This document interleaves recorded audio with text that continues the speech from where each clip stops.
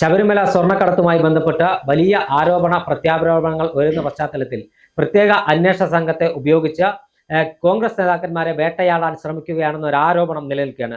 വാജിവാഹനവുമായി ബന്ധപ്പെട്ടടക്കം കഴിഞ്ഞ ദേവസ്വം ബോർഡ്, അതായത് കോൺഗ്രസ് ഭരിക്കുന്ന സമയത്തുള്ള ദേവസ്വം ബോർഡ് അംഗങ്ങളെ ദേവസ്വം ബോർഡ് പ്രസിഡന്റ് പ്രയാർ ഗോപാലകൃഷ്ണൻ, അദ്ദേഹം ഇപ്പോൾ ജീവനോടെയില്ല, അദ്ദേഹത്തെ ഉൾപ്പെടെ പ്രതിസ്ഥാനത്ത് നിർത്തി ഇപ്പോഴത്തെ പ്രതികളെ, നിലവിൽ ജയിലിലായ ആളുകളെ സംരക്ഷിക്കാനുള്ള അല്ലെങ്കിൽ അവരെ വെള്ളപൂശാനുള്ള നീക്കമാണ് CPM-ന്റെ ഭാഗത്തുനിന്നും ഉണ്ടാകുന്നത്. ഇത് കേരളത്തിലെ ജനങ്ങൾ ഇത് തിരിച്ചറിയും, അല്ലെങ്കിൽ കേരളത്തിലെ ജനങ്ങൾ ഇത് പുച്ഛിച്ച് തള്ളുമെന്ന കാര്യത്തിലും തർക്കമില്ല. എന്തായാലും ഈ വിഷയത്തിൽ ഒരു നിർണായകമായ നിലപാട് SIT സ്വീകരിക്കും എന്ന കാര്യത്തിലും തർക്കമില്ല. ഭരണത്തിന്റെ സ്വാധീനം ഉപയോഗിച്ച് SIT-യെ സ്വാധീനിക്കാൻ കഴിയുമെന്ന് CPM-ന്റെ പകൽക്കിനാവും വ്യാമോഹവും മാത്രമാണ്. കാരണം ഹൈക്കോടതിയുടെ മേൽനോട്ടത്തിൽ ഈ കേസ് അന്വേഷണം നടക്കുന്നതുകൊണ്ട് തന്നെ കാര്യമായ ഒരു രാഷ്ട്രീയപരമായ ഒരു ഇടപെടൽ SIT-ക്ക് മേൽ CPM-ന് നടത്താൻ കഴിയാത്ത ഒരു സാഹചര്യമാണ് നിലനിൽക്കുന്നത്. പക്ഷേ നിലവിൽ SIT-ക്ക് ഏതെങ്കിലും തരത്തിൽ ഈ തിരുവിതാംകൂർ ദേവസ്വം ബോർഡിന്റെ പ്രസിഡന്റ് സ്ഥാനത്ത് കോൺഗ്രസ് നേതാക്കന്മാർ ഇരുന്ന സമയത്തെ അവരുടെ പേരിൽ കള്ളക്കേസ് ചുമത്തി ഈ സ്വർണ്ണക്കൊള്ളയിൽ ഏതെങ്കിലും തരത്തിൽ UDF നേതാക്കന്മാരെ, കോൺഗ്രസ് നേതാക്കന്മാരെ വലിച്ചിഴക്കാൻ കഴിയുമോ എന്നൊരു നീക്കമാണ് സർക്കാരിന്റെ ഭാഗത്തുനിന്ന് ഉണ്ടാകുന്നത്. ഇതിനെ ഏത് രൂപത്തിലാണ് കേരളം പ്രതിരോധിക്കുക? അല്ല, നമുക്കറിയാം ഈ ശബരിമല സ്വർണ്ണക്കൊള്ള വന്ന സമയം മുതൽ CPM പ്രതിരോധത്തിലായിരിക്കുകയാണ്. CPM-ന്റെ മുൻ MLA-യും നേതാക്കളെയുമാണ് അറസ്റ്റ് ചെയ്തത്. ആ സമയം മുതൽ ഏത് വിധേനയും ഇത് കോൺഗ്രസിന്റെ തലയിൽ വെക്കാനാണ് CPM ശ്രമിച്ചുകൊണ്ടിരിക്കുന്നത്. എന്താണ്, സോണിയാഗാന്ധി, ഉണ്ണികൃഷ്ണൻ പോറ്റിയും ഒപ്പമുള്ള ചിത്രം, അടൂർ പ്രകാശുമായിട്ടുള്ള ചിത്രങ്ങളൊക്കെ പങ്കുവെച്ചുകൊണ്ട് അങ്ങനെയാണെങ്കിൽ ഇവരല്ലേ തെറ്റുകാരെന്ന തലത്തിലേക്ക് ഈ പറഞ്ഞ അവരുടെ നേതാക്കളെ അല്ലെങ്കിൽ CPM നേതാക്കൾ ജയിലിനകത്ത് കിടക്കുമ്പോൾ അവരെ തള്ളിപ്പറയാതെ ഇപ്പോഴും ഒപ്പം നിർത്തിയിട്ടാണ് ഇത് കോൺഗ്രസിന് നേരെ ആക്കാൻ വേണ്ടി ഇവർ ശ്രമിക്കുന്നത്. ആദ്യം മുതൽ ഇത് ഏത് വിധേനയും കോൺഗ്രസിന്റെ തലയിലേക്ക് വെക്കുക. കാര്യം ശബരിമല സ്വർണ്ണക്കൊള്ളയിൽ അല്ലെങ്കിൽ ശബരിമലയിൽ സ്വർണം കെട്ടത് ഏത് പാർട്ടിയാണോ അവർ പ്രതിസന്ധിയിലാകും. അവരെ കേരളത്തിലെ പൊതുജനം ഒരിക്കലും സപ്പോർട്ട് ചെയ്യില്ല എന്ന തിരിച്ചറിവ് സർക്കാരിനുണ്ട്, CPM-നുണ്ട്. അപ്പൊ CPM ഇനി വരാനിരിക്കുന്ന നിയമസഭാ തെരഞ്ഞെടുപ്പിന് മുൻപ് ഇത് ഏത് വിധേനയും ഏത് തരത്തിലെങ്കിലും ഇത് കോൺഗ്രസിന്റെ തലയിൽ വെച്ചു കൊടുത്താൽ മാത്രമേ തങ്ങൾ ഹൈക്കോടതിയുടെ മേൽനോട്ടത്തിൽ SIT കേസുമായി മുന്നോട്ട് പോവുകയാണെങ്കിൽ അല്ലെങ്കിൽ ശരിയായ ദിശയിൽ കേസ് നടക്കുകയാണെങ്കിൽ CPM പ്രതിരോധത്തിലാകും. തെരഞ്ഞെടുപ്പിൽ വലിയ പരാജയം, തദ്ദേശഭരണ സ്ഥാപനങ്ങളിലേക്ക് നടന്ന തെരഞ്ഞെടുപ്പിൽ ഉണ്ടായതിനേക്കാൾ വലിയ പരാജയം ഉണ്ടാകുമെന്ന് ഉറപ്പാണ്. അപ്പൊ ഏത് വിധേനയും ഏത് തരത്തിലായാലും ഈ കേസ് കോൺഗ്രസിന്റെ തലയിൽ വെക്കുക. അപ്പൊ SIT-യെ സ്വാധീനം, ഞാൻ ആദ്യം മുതലേ പറയുന്ന ഒരു കാര്യമാണ്, ആഭ്യന്തര വകുപ്പിന്റെ കീഴിലുള്ള പോലീസാണ് SIT-യിലുള്ളത്. ഹൈക്കോടതി ഒന്ന് ചവിട്ടി പിടിച്ചാൽ അല്ലെങ്കിൽ ഹൈക്കോടതി വിഷയത്തിൽ ഒന്ന് മന്ദഗതിയിൽ മുന്നോട്ട് പോയാൽ കേസ് മുഴുവൻ അല്ലെങ്കിൽ കുറ്റങ്ങൾ മുഴുവൻ അല്ലെങ്കിൽ SIT കേസ് മുഴുവനായി അട്ടിമറിക്കാനുള്ള സാധ്യതയുണ്ട്. തന്ത്രിയിലെ കേസ് അവസാനിപ്പിക്കാൻ പോലും SIT ശ്രമിക്കുമെന്ന് പറഞ്ഞ സാഹചര്യത്തിലാണ് ഹൈക്കോടതി വിമർശനവുമായി വന്നത്.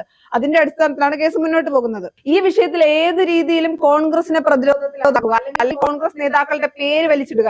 ഈ പറയുന്ന പോലെ ഏതെങ്കിലും തരത്തിൽ ആദ്യം CPM ശ്രമിച്ചത് ശബരിമല സ്വർണ്ണക്കൊള്ളയിൽ നിന്ന് കേരളത്തിന്റെ ശ്രദ്ധ മാറ്റാൻ വേണ്ടി മറ്റു പല കേസുകളും കൊണ്ടുവരിക. അത് വിജയം കണ്ടില്ല എന്നാകുമ്പോൾ വീണ്ടും കോൺഗ്രസിന്റെ നേതാക്കളെ ഈ പറയുന്ന പോലെ KC വേണുഗോപാലിന്റെ സമയത്താണെന്ന് പറയുക, അത്തരത്തിലുള്ള ആരോപണങ്ങൾ പറയുക. ഈ തന്ത്രിയെയും പോറ്റിയും കയറ്റുന്നത് കോൺഗ്രസിന്റെ സമയത്താണ്, വാജിവാഹനം കൊണ്ടുപോകുന്നത് കോൺഗ്രസിന്റെ സമയത്താണ്.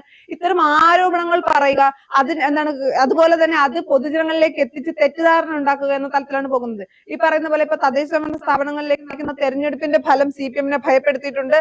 ഇത് ഈ കേസ് തെളിയിക്കുകയാണെങ്കിൽ CPM-നെതിരായി ഈ കേസ് വരികയാണെങ്കിൽ അല്ലെങ്കിൽ മന്ത്രിമാരോ മുൻ MLA-മാരോ ഒക്കെ വീണ്ടും അകത്തു പോയ CPM വിഷയത്തിൽ പ്രതിരോധത്തിലാകുന്നത് CPM-ന് വ്യക്തമായി അറിയാം. അതുകൊണ്ടാണ് ഈ കേസ് വീണ്ടും ഇത് കോൺഗ്രസിന്റെ മണ്ടക്കിടാൻ എന്ന് കരുതുന്നത്. നിയമസഭാ തെരഞ്ഞെടുപ്പിന് പ്രഖ്യാപനം ഉണ്ടായിക്കഴിഞ്ഞാൽ പിന്നീട് ഈ സാഹചര്യത്തിൽ SIT-ക്ക് തന്നെ അറിയാം ഭരണം കോൺഗ്രസിന് കിട്ടാനാണ് സാധ്യത കൂടുതലെന്ന്.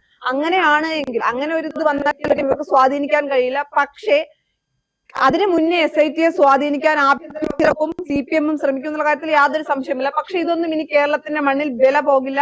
കാര്യം കേരളത്തിലെ പൊതുജനത്തിന് അറിയാം ആരാണ് തെറ്റ് ചെയ്യുന്നത്. കാര്യം പത്മകുമാറിനെ ഇന്നും തള്ളിപ്പറയാത്ത പാർട്ടി ആരെയൊക്കെയോ സംരക്ഷിക്കാൻ ശ്രമിക്കുന്നു കേരളത്തിലെ പൊതുജനത്തിന് അറിയാം.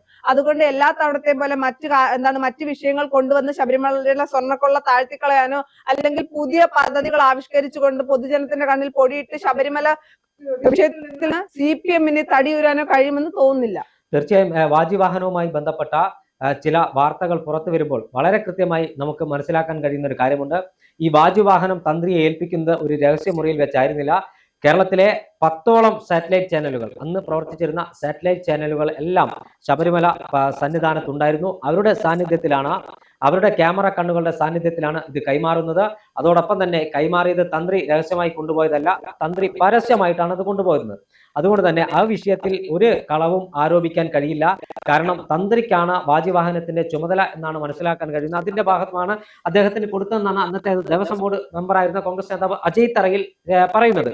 എന്തായാലും ഈ വിഷയത്തിൽ ഇനി എടുക്കേണ്ട സർക്കാർ തന്നെയാണ്. കാരണം SIT-യുമായി ബന്ധപ്പെട്ട് SIT-യെ ഏതെങ്കിലും തരത്തിൽ ഇനി രാഷ്ട്രീയമായി സ്വാധീനിക്കാൻ കഴിയാത്ത ഒരു സാഹചര്യം. കാരണം ഹൈക്കോടതിയുടെ മേൽനോട്ടത്തിൽ അന്വേഷണം നടക്കുന്നതിനാൽ കൃത്യമായി പോലീസ് ഉദ്യോഗസ്ഥർക്കറിയാം ഏതെങ്കിലും തരത്തിൽ ഇതിൽ വിട്ടുവീഴ്ച ചെയ്താൽ അവർക്ക് കോടതി അവരുടെ സർവീസിനെ ബാധിക്കും, അല്ലെങ്കിൽ കോടതിയുടെ ഇടപെടൽ ഉണ്ടായാൽ അത് സർവീസിനെ ബാധിക്കുമെന്ന ഉത്തമമായ ബോധ്യം ഇത് അന്വേഷിക്കുന്ന ഉദ്യോഗസ്ഥർക്കുണ്ട്. അത് തന്നെയാണ് കേരളത്തിലെ ജനങ്ങൾക്കുള്ള പ്രതീക്ഷയും. അതോടൊപ്പം തന്നെ കഴിഞ്ഞ ദിവസം ശങ്കർദാസിനെ അറസ്റ്റ് ചെയ്തു. ആശുപത്രിയിൽ കിടക്കുന്ന അദ്ദേഹത്തെ അറസ്റ്റ് ചെയ്ത് റിമാൻഡ് ചെയ്തിട്ടുണ്ട് ആശുപത്രി സെല്ലിൽ. പക്ഷേ ശങ്കർദാസുമായി ബന്ധപ്പെട്ടടക്കം വലിയ ആരോപണങ്ങൾ ഉയർന്നിട്ടും പത്മകുമാറുമായും വാസുവുമായും ബന്ധപ്പെട്ട ആരോപണങ്ങൾ ഉയർന്നിട്ടും അവരെ തള്ളിപ്പറയാനോ അല്ലെങ്കിൽ അവർക്കെതിരെ അച്ചടക്ക നടപടി സ്വീകരിക്കാനോ CPM തയ്യാറായിട്ടില്ല എന്നതാണ് യാഥാർത്ഥ്യം. എന്തുകൊണ്ടാണ് CPM അത്തരത്തിൽ ഒരു നിലപാട് സ്വീകരിക്കുന്നത് ചോദിച്ചാൽ അതിന് വ്യക്തമായ ഉത്തരം പറയാൻ CPM-ന്റെ അണികൾക്ക് പോലുമില്ല. ശബരിമല സ്വർണ്ണക്കൊള്ള CPM-നെ തിരിഞ്ഞുകൊത്തിയത് നമ്മൾ ലോക്കൽ ബോഡി തെരഞ്ഞെടുപ്പിൽ കണ്ടതാണ്. നിയമസഭാ തെരഞ്ഞെടുപ്പിൽ ഇതിലും വലിയ തോൽവിയാണ് CPM-നെ കാത്തുവെച്ചത്. എന്തായാലും ശബരിമല സ്വർണ്ണക്കൊള്ള വലിയ വിഷയമായി വീണ്ടും ജനങ്ങൾക്കിടയിൽ ചർച്ചയാകുന്ന സമയത്താണ് കോൺഗ്രസ് നേതാക്കന്മാരെ ഏതെങ്കിലും തരത്തിൽ ഇതിലേക്ക് വലിച്ചിഴക്കാൻ കഴിയുമോ എന്നവർ നോക്കുന്നത്. പക്ഷേ ഇതൊന്നും കേരളത്തിൽ വിലപ്പോവില്ല.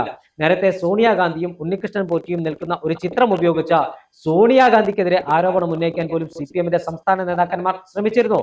പക്ഷേ ആ സംസ്ഥാന നേതാക്കന്മാർ വളരെ കൃത്യമായി പറയുന്നു, കോൺഗ്രസ് നേതാക്കന്മാർ പറഞ്ഞിരിക്കുന്നു, കേരളത്തിന്റെ ആഭ്യന്തര വകുപ്പിന് കീഴിലുള്ള പോലീസാണ് കേസ് അന്വേഷണം നടത്തുന്നത്.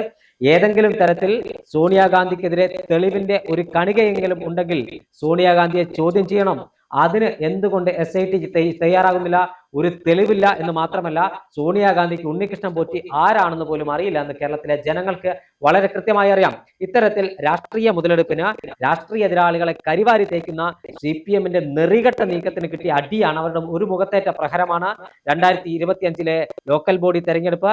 അടുത്ത മുഖത്തേൽക്കാൻ പോകുന്ന പ്രഹരമാണ് 2026-ലെ നിയമസഭാ തെരഞ്ഞെടുപ്പ്. പക്ഷേ ശബരിമല സ്വർണ്ണക്കൊള്ള കേരളത്തിലെ ജനങ്ങൾ മറക്കില്ല. ഇനിയും ഉന്നതരായ ആളുകൾ അറസ്റ്റ് ചെയ്യാനുണ്ട്, ഉള്ളിൽ പോകാനുണ്ട് എന്ന കാര്യത്തിൽ തർക്കമില്ല. കഴിഞ്ഞ മകരവിളക്ക് ദിവസം പൊന്നമ്പലമേട്ടിൽ മകരജ്യോതി തെളിയുന്ന അതേ സമയത്താണ് ശങ്കർദാസിന്റെ കയ്യിൽ വിലങ്ങ് വീഴുന്നത്, അല്ലെങ്കിൽ അദ്ദേഹത്തെ അറസ്റ്റ് ചെയ്യുന്നത്. പിന്നീട് പ്രശാന്തിനെ വീണ്ടും ചോദ്യം ചെയ്തു. എന്തായാലും പ്രത്യേക അന്വേഷണ സംഘത്തിന്റെ അന്വേഷണം നിലവിൽ നല്ല ദിശയിൽ തന്നെയാണ് പോകുന്നത് എന്നൊരാശ്വാസമാണ് കേരളത്തിലെ ജനങ്ങൾക്കുള്ളത്. അത് ഭരണത്തിന്റെ മികവല്ല, ഹൈക്കോടതിയുടെ മേൽനോട്ടത്തിൽ അന്വേഷണം നടക്കുന്നത് കൊണ്ട് മാത്രമാണ് അത്തരത്തിൽ അന്വേഷണം നല്ല രൂപത്തിൽ മുന്നോട്ട് പോകുന്നത്. വരാനിരിക്കുന്ന ദിവസങ്ങളിലും കേരളം സ്വർണ്ണക്കൊള്ളയുമായി ബന്ധപ്പെട്ട നിരവധിയായ വാർത്തകൾ കേൾക്കാനും അല്ലെങ്കിൽ കാണാനും ഇരിക്കുന്നു. ശബരിമല സ്വർണ്ണക്കൊള്ള വലിയ ചർച്ചയാകാൻ പോവുകയാണ് കേരളത്തിൽ. വീണ്ടും ഉന്നതരായ ഒരു രാഷ്ട്രീയ നേതാവ് ഉൾപ്പെടെയുള്ളവർ ഈ പ്രത്യേക അന്വേഷണ സംഘത്തിന്റെ റഡാറിലുണ്ട്.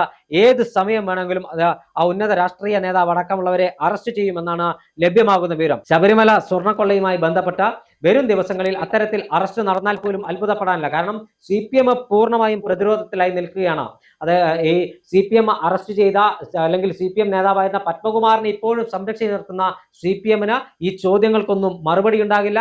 പക്ഷേ ശബരിമല സ്വർണ്ണക്കൊള്ള, കേരളം കണ്ട ഏറ്റവും വലിയ ക്ഷേത്ര കുംഭകോണമായ ശബരിമല സ്വർണ്ണക്കൊള്ള ഉൾപ്പെടെയുള്ള വിഷയങ്ങൾ CPM-നെ തീർത്തും പ്രതിരോധത്തിലാക്കിയിട്ടുണ്ട്. വരാനിരിക്കുന്ന ദിവസങ്ങളിലെ ആ ഉന്നതന്റെ അറസ്റ്റ് കൂടി നടന്നാൽ CPM-ന്റെ അധപ്പതനം കേരളത്തിൽ പൂർത്തിയാകും. നിയമസഭാ തെരഞ്ഞെടുപ്പിലും സ്വർണ്ണക്കൊള്ള തിരിഞ്ഞുകൊത്തും. 2018-ലെ സുപ്രീം കോടതി വിധിയുടെ മറപിടിച്ച ബിന്ദു അമ്മിണിയെയും കനകദുർഗയെയും പിന്നാമ്പുറത്ത് കൂടി സന്നിധാനത്ത് കയറ്റി ശബരിമല അയ്യപ്പ ഭക്തരെ വെല്ലുവിളിച്ച CPM-ന്റെ മുഖത്തേൽക്കാൻ പോകുന്ന അവസാന പ്രഹരമാണ് ഈ 2026-ലെ നിയമസഭാ തെരഞ്ഞെടുപ്പ്.